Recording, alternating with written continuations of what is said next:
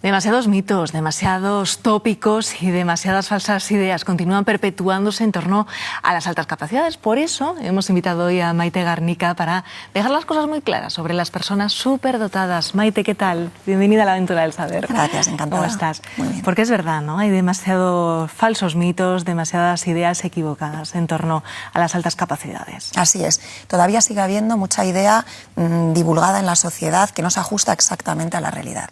Pensamos que son niños que tienen un rendimiento académico excelente, pues todos sobresalientes o en todo caso algo notable. En el caso de los adultos pensamos que son adultos exitosos a nivel profesional o que hayan tenido un desempeño pues muy excelente.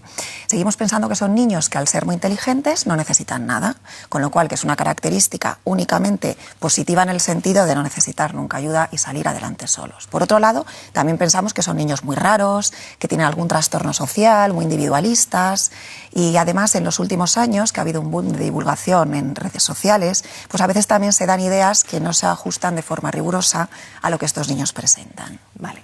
Todo eso no son las altas capacidades. ¿Qué son entonces las altas capacidades? Las altas capacidades implican dos variantes distintas. Por un lado hablamos de una capacidad intelectual que está significativamente por encima de la media. Aquí estamos hablando de aprendizaje, estamos hablando de pensamiento. Pero no nos quedamos solo aquí. Estas altas capacidades implican también una conexión con la emoción. ¿Por qué? Porque el cerebro y la emoción, ¿no? Cerebro y corazón en el ser humano, tienen una conexión estrechamente relacionada. Esto hace que a mayor pensamiento, o a un pensamiento, a un cerebro incluso diferente en la alta capacidad, que permite captar y percibir por las vías sensoriales de una forma más profunda, hay una conexión directa con más amplitud también en la paleta de emociones que sentimos.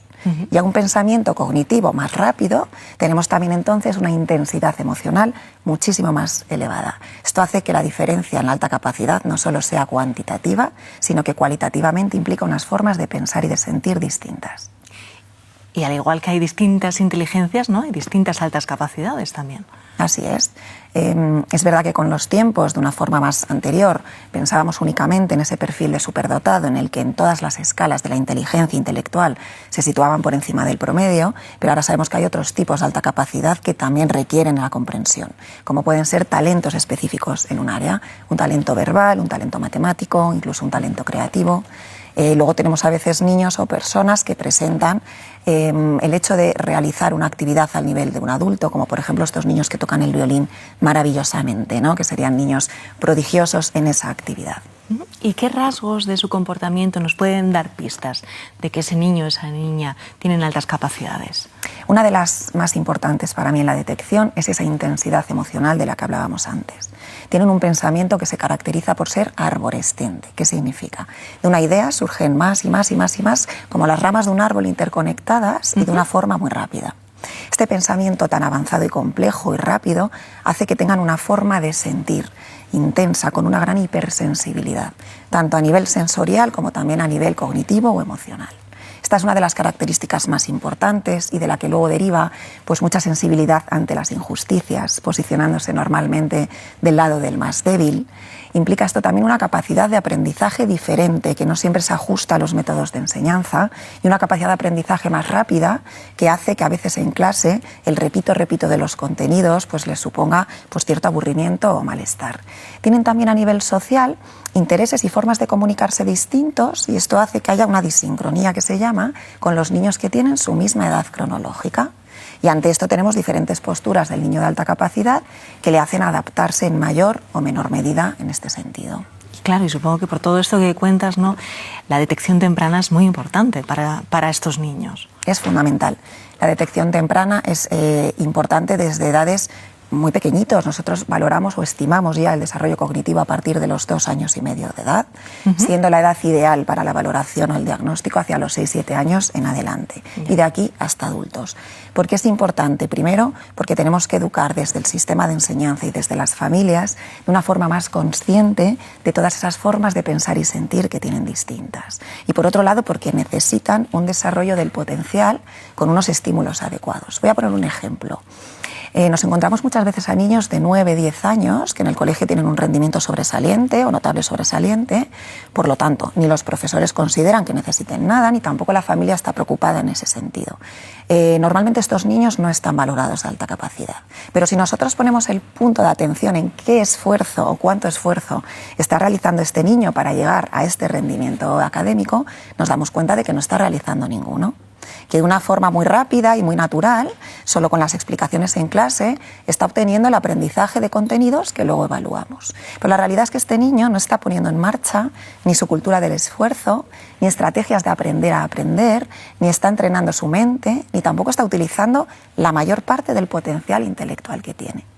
Pasan los años y entonces llega a secundaria, donde hay un punto en el que, por muy inteligentes que seamos, tenemos que saber memorizar, estudiar, reproducir contenidos, ¿no?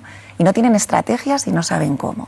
Y este es uno de los orígenes, por ejemplo, del famoso fracaso escolar que hay en las altas capacidades en un grupo de ellos, ¿no? Cuanto antes yo tenga la detección, independientemente de cómo le vaya en ese momento, antes puedo establecer medidas y comprensión, pues para evitar muchos de los riesgos que tenemos después a nivel académico y emocional. Y Maite, ¿cómo se detecta? ¿Cómo se evalúa? Pues necesitamos primero un primer filtro, que es el de la detección. ¿Qué sería lo ideal? Sería lo ideal que desde los centros educativos en los niños, el profesorado, supiera detectar qué niños son susceptibles de poder presentar alta capacidad. Y por otro lado, la realidad es que son más las familias las que acuden a valoración por sospecha de este tema, ¿no? De que pueda cumplir un perfil con esta diversidad. Tenemos un problema de detección muy importante. Entre un 3 y un 10% de los niños y adultos, o sea, de la población, presentan algún tipo de alta capacidad. En la etapa escolar, por los informes últimos del Ministerio, no llega a un 1% de este 3 a 10 que hay en las aulas valorado. Con lo cual tenemos un 99% que no saben ni ellos ni sus familias que presentan esta diversidad y, por lo tanto, no está atendida. Vale, hacemos esa evaluación, esa detección, vemos que ese niño, esa niña tiene altas capacidades. Claro, las familias dicen, ¿y ahora qué? Eso es. ¿No? ¿Y ahora qué? Justo, esta es la pregunta que más aparece en consulta. ¿Y ahora qué hacemos? ¿No?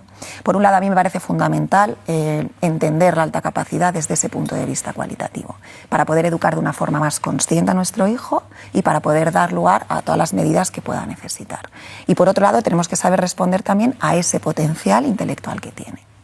En el sistema educativo, en el colegio, se establecen una serie de medidas para responder a este tipo de diversidad, pero no siempre son suficientes, con lo cual hay un papel fuerte en la familia de poder dar estímulos y situaciones de aprendizaje que respondan realmente a sus capacidades, ¿no? En esa parte ya de ocio y tiempo libre, para que ellos no pierdan esa inquietud con la que nacen por aprender, que es muy elevada. Claro, porque entiendo que habrá muchos casos, ¿no? Están los que sacan muy buenas notas y tienen un gran rendimiento académico, están los otros polos opuestos, ¿no? Los que pasan de todo, por decirlo de alguna manera, pero también los que ocultan, ¿no? Esas altas capacidades. Justamente, tenemos dentro de la alta capacidad tantas altas capacidades como personalidades hay en el ser humano, con lo cual igual pasa un poco en las aulas, a lo mejor una forma más, ¿no?, polarizada.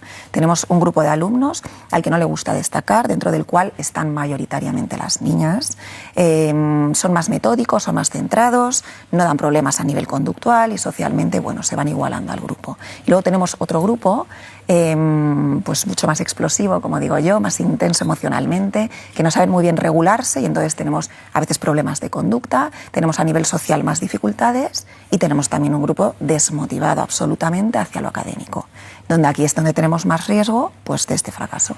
Y de todo esto que dices, ¿no?, yo entiendo que la educación emocional para estos niños tiene que ser muy importante, ¿no? La educación emocional es fundamental. No podemos aprender sin emociones. No podemos tomar decisiones sin emociones. No podemos sentir bienestar si no tenemos una regulación emocional. Y en la base de esta regulación emocional está el pensamiento. Este pensamiento avanzado que decimos.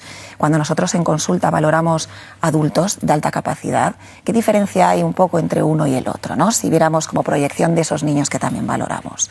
La diferencia no está en si tienen un CI de 135 o un CI de 150, sino en la medida en la que han desarrollado sus habilidades emocionales y personales para poder alcanzado ese bienestar o ese éxito, ¿no?, a nivel personal en la vida. También se habla mucho del aburrimiento, ¿no?, de los niños superdotados. Es cierto, ¿Se pasan tanto tiempo aburridos? Y si es así, ¿hay forma de combatir ese aburrimiento? Pues es verdad que el aburrimiento es una de las demandas mayores que hay en la alta capacidad, ¿no? Vamos a ver, ¿cuál es la realidad? La realidad es que si el niño está estimulado, no se aburre. Se aburre cuando está en un determinado contexto en el que están repitiendo y oyendo una y otra vez lo mismo, que ya han aprendido, a lo mejor hace 3 meses, y siguen escuchando de forma circuncéntrica un curso y otro curso y otro curso. Estamos hablando en este momento de la situación escolar, ¿no? Es verdad que en las aulas tenemos unas grandísimas dosis de aburrimiento para estos alumnos. Que es verdad que tienen que aprender a aburrirse en un punto para que luego tampoco les genere ansiedad el no saber estar siempre sobreestimulados, sí. Pero es verdad que necesitamos una serie de medidas que les ayude a que este aburrimiento sea por lo menos el mínimo posible. ¿Y cuáles son esas medidas? Pues mira, desde el sistema educativo se establecen medidas como el enriquecimiento curricular dentro del aula. Viene a ser que dentro del contenido que estamos impartiendo en clase podamos profundizar, no tanto de forma vertical, sino de forma horizontal, ampliar contenido de los temas, por ejemplo, que estamos dando, o ejercitar este contenido de una manera más creativa, más flexible, más abierta, con otro tipo de actividades. Tenemos también la posibilidad de acelerarles un curso, adelantarles un curso escolar en cada etapa educativa. Esta última medida no es susceptible para todos los niños de alta capacidad, sino que hay que hacer una valoración individual del niño en concreto y también del entorno donde se fuera a realizar. Estas son las medidas que se establecen de una forma más general, ¿no? Esto va hacia el aburrimiento dirigido, pero es verdad que detectamos una falta de atención a toda esa parte cualitativa y emocional dentro de los centros educativos para los alumnos de alta capacidad que tienen esta diversidad. De ese 1% que hablabas, ¿no? de casos detectados, vemos que hay más niños que niñas. ¿Por qué se produce esto? ¿Qué pasa? Es cierto. Hay varias variables que influyen. Una empieza por un poco el rol generalizado de la niña o de la mujer en cuanto al esfuerzo o a la capacidad, ¿no? Son niñas que, las niñas de forma casi mayoritaria, son más responsables en general con todo lo académico, con toda la parte estética que implica también la enseñanza en los primeros cursos de primaria, con la letra, los cuadernos bonitos. Al estimularse más y al motivarse más por toda esta área, hace que de alguna manera muchas de ellas tengan buenos rendimientos. Como seguimos teniendo un enfoque de detección dirigido al rendimiento académico, hay muchas niñas que están en ese nivel, sean o no de alta capacidad, y las de alta capacidad pues pasan camufladas en ese colectivo. Por otro lado, se atribuye muchas veces a los éxitos académicos o incluso profesionales en adultos de la mujer como en el esfuerzo y la responsabilidad, no atendiendo tanto a que a lo mejor es que tienen la capacidad, aunque independientemente se hayan esforzado, ¿no? Y sin embargo los niños pues acuden más pues porque no alcanzan ese rendimiento, porque no les vemos tan motivados, etc. Pero es una realidad. Nosotros tenemos familias en consulta que nos traen con niños y niñas hijos y nos traen al niño, no nos traen a la niña, ¿no? Siempre con la respuesta de es que no, ella tiene un perfil distinto, es que ella se esfuerza mucho y es muy responsable. Luego hay otra variable que influye también determinantemente, es que en general las niñas no quieren destacar socialmente por inteligentes, porque hagan X muy bien, sino que prefieren camuflarse, priorizan muchísimo la adaptabilidad social antes que destacar de forma individual. Hablabas de esa consulta. ¿Qué es CES Superdotados? Cuéntanos, ¿qué hacéis allí? Bueno, pues es un centro privado donde hacemos valoraciones de alta capacidad y dentro de la alta capacidad valoramos también otros aspectos de la inteligencia, la personalidad, etcétera. Y luego hacemos un acompañamiento tanto a familias como a orientación individual si el niño de alta capacidad lo necesita, donde trabajamos sobre todo partes de habilidades personales, inteligencia emocional, pautas educativas. Luego tenemos una vertiente de formación a centros, al profesorado, etcétera. Supongo que en este centro acudirán muchos padres, muchas familias con miles de preguntas. ¿Qué es lo que más le preocupan? ¿Cuáles son sus temores, sus miedos? Sí, tienen miedos a los riesgos reales que hay dentro del colectivo de la alta capacidad. Tienen mucho miedo al fracaso escolar, tienen miedo al aislamiento social, porque es verdad que la inteligencia marca unos intereses distintos y a veces la alta capacidad no sabe cómo gestionarlo y tampoco la mayor parte de los niños están entendiendo, ¿no?, sus formas de pensar y de sentir. A veces tienen dificultades en este término, otras veces tienen dificultades emocionales. Ese pensamiento arborescente hace que a veces se planteen más cosas de las que pueden a nivel emocional asimilar. Voy a poner un ejemplo, ¿no? Teníamos una niña en consulta que un día paseando por la calle había una ropa tendida en un balcón. Entonces estaba recién tendida y le cayó una gotita pues cerca de la boca. De repente su pensamiento se dispara y empieza a pensar, Dios mío, la ropa se lava con lejía. esta gota debe tener algún resquicio de lejía. La lejía se echa después de lavar, la lejía es tóxica, la lejía mata. Si yo tomo lejía me muero. Ahora mismo me ha caído una gota y entonces me voy a morir, y cuando me muera no sé dónde voy a ir, y entonces la muerte qué será, entonces yo ya no sé para qué vivimos y luego por una gota de lejía voy a morir. Claro, esto no queda solo en el plano intelectual, esto va de la mano de la parte emocional. Y de aquí surgen muchos miedos, preocupaciones y angustias, que es lo que más preocupa también a los padres cuando acuden a consulta. Pues Maite, ha sido muy agradable charlar contigo y conocer todos estos aspectos de las altas capacidades. Muchísimas gracias. A ti, muchas gracias.